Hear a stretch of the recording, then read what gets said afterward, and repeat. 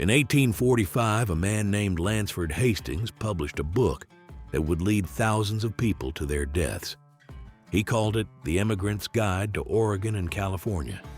In those pages, he promised a land of perpetual spring, where the weather was always mild and the soil practically farmed itself. It was the ultimate sales brochure, and it worked. Families in the East sold their homes, packed their lives into wooden wagons, and headed into a wilderness they didn't understand. But when they hit the trail, they didn't find a paradise. They found a brutal reality that was governed by one thing above all else: the math of survival. Every ounce of weight in that wagon was a gamble. If you packed a piano or a heavy cast iron stove, you were essentially signing a death warrant for your oxen and your family. The frontier wasn't tamed by bravery alone.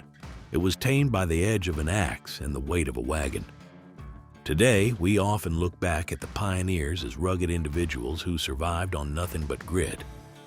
We see the Hollywood version of the West, where every man carried a repeating rifle and a massive Bowie knife. But the real story is much more interesting and much more human. It is a story of extreme interdependence. These families weren't alone in the woods. They were the end users of a massive industrial machine, located thousands of miles away in the factories of New England. They relied on high-quality steel from Connecticut and the ancient wisdom of the indigenous nations whose lands they were crossing. To understand the Old West, we have to look at the tools they carried. We have to look at the chemistry of their axle grease, the physics of their firewood, and the hidden dangers of the trade goods they used every day. The most important limit on the entire journey was 2,000 pounds. According to primary sources from the National Historic Oregon Trail Interpretive Center, a standard wagon could safely carry between 2,000 and 2,400 pounds. If you went over that limit, your oxen would give out before you even reached the mountains. This created a heartbreaking scene that stretched for hundreds of miles along the trail. Historians call it the world's longest junk pile. Just a few hundred miles into the journey, the reality of the weight started to set in. Families began tossing their most precious heirlooms into the dirt to save their flour and water. Massive mahogany clocks, heavy mirrors, and even blacksmith anvils were abandoned on the side of the path. They had to choose between their past in the East and their future in the West. Once a family reached their destination, the real work began. In the Great Lakes forests of places like Wisconsin, the geography was dominated by the big woods. This was a dense canopy of maple, birch, and elm that had to be cleared before a single seed could be planted. The tool that made this possible was the felling axe. But this wasn't just any axe. By the 1820s, a company in Connecticut called the Collins Company revolutionized the industry. Before they came along, a pioneer had to buy an unground axe head from a local blacksmith, spend days sharpening it, and then fashion a handle himself. Samuel Collins changed all of that by producing the first ready-to-use pre-sharpened axes in the United States. His legitimate brand became so famous for quality that it was eventually counterfeited all over the world. By 1871, his factory had produced 15 million axes. The rugged pioneer clearing the forest was actually using a mass-produced industrial tool. The felling axe was more than just a tool for building a cabin. It was a life insurance policy. One of the most underestimated challenges of frontier life was the sheer amount of wood needed to survive a single winter. A typical one-room cabin in a Wisconsin winter required about 8 bush cords of firewood. To put that in perspective, a settler had to fell, limb, and split hundreds of trees just to keep the family from freezing. If a family arrived too late in the fall to gather this fuel, they often didn't survive until spring. This created what historians call a starvation gap. The physical effort required to chop 8 cords of wood often burned more calories than the family could actually eat. To bridge that gap, many settlers had to rely on hunting or trading with local indigenous groups who had much more efficient systems for gathering fuel and food. While the settlers were moving in with their steel plows and axes, the indigenous nations already living there were proven to be master innovators. Nations like the Ho-Chunk, Menominee, and Oneida weren't just watching the settlers. They were early adopters of new technology. They took European metals and integrated them into their own traditional systems. A perfect example of this is the lead-repaired bowl. Native craftsmen carved beautiful bowls from maple or birch burls. These were prized possessions. If a bowl cracked, they didn't throw it away. Instead, they would melt down trade lead, often from bullets, and pour it into the crack to create a metallic seal. This created a hybrid tool that was more durable than the original. It was a blend of ancient woodworking and modern metallurgy.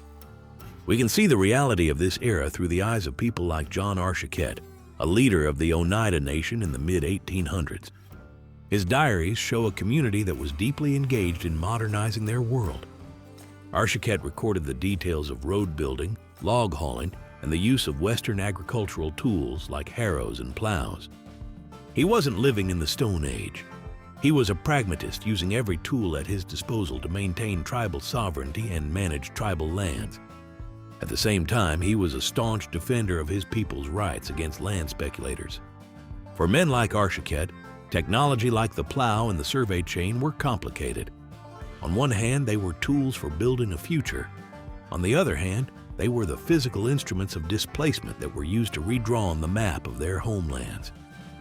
One of the most iconic tools of the West is the Green River knife. You've likely heard the legends of mountain men using these knives in life or death duels. The phrase "done up to Green River" even became a common saying, meaning a job was done to the highest possible standard. But there is a major contradiction in the timeline of this famous knife. Many Hollywood movies showed trappers carrying Green River knives in the late 1700s, but industrial records prove the J. Russell factory in Massachusetts wasn't even built until 1832. The Green River knife didn't even reach the Rocky Mountain fur trade until about 1838, which was the very end of the era. The iconic knife of the mountain man was actually a product of the Victorian Industrial Revolution, not the early wilderness. Its reputation wasn't built on combat, but on its utility as a simple, durable butcher knife used for skinning buffalo. The fur trade itself had a dark chemical secret that most history books leave out. The primary currency of the early frontier was the beaver pelt, often called a plume. To make these pelts into the felt hats that were fashionable in the East and Europe, hatters had to remove the coarse guard hairs from the soft fur. They used a solution of mercury to do this. The trappers who handled these skins were the first link in a chain of mercury exposure. This led to widespread neurological damage, including the shakes and dementia. The term "mad as a hatter" wasn't just a colorful phrase, it was a medical reality of the trade that opened the West. Many a legendary mountain man ended his days suffering from the hidden chemistry of his primary trade. Even the wagons themselves had hidden engineering features that could be a trap for the unwary. Most people don't realize that 19th century wagons often used reverse-threaded nuts on the left side wheels. This was a safety mechanism. Because the forward motion of the wagon could theoretically unscrew a standard nut on the left side, manufacturers used lefty-tighty threads instead. A greenhorn pioneer who didn't know this would often try to tighten a loose wheel, only to unscrew it completely. If this happened in the middle of a river crossing or a steep mountain pass, the wagon would drop onto the spindle, often leading to a total disaster. Understanding the mechanics of your equipment was just as important as knowing how to find water. In the late 1850s, a unique geographic feature in Wyoming became a vital stop for travelers. At a place called Oil Mountain, petroleum naturally seeped from the ground. This was decades before the famous oil booms, but the pioneers found a use for it immediately. They would skim the black sludge off the ponds and mix it with common flour to create axle grease. Without this lubricant, the friction of the heavy loads would burn out a wagon's wooden axles in a matter of days. It is a strange image to think of a pioneer family using the same supplies they used for baking to keep their transportation moving, but that was the essence of frontier life. You used what you had and you made it work. As the years went on, the technology continued to evolve.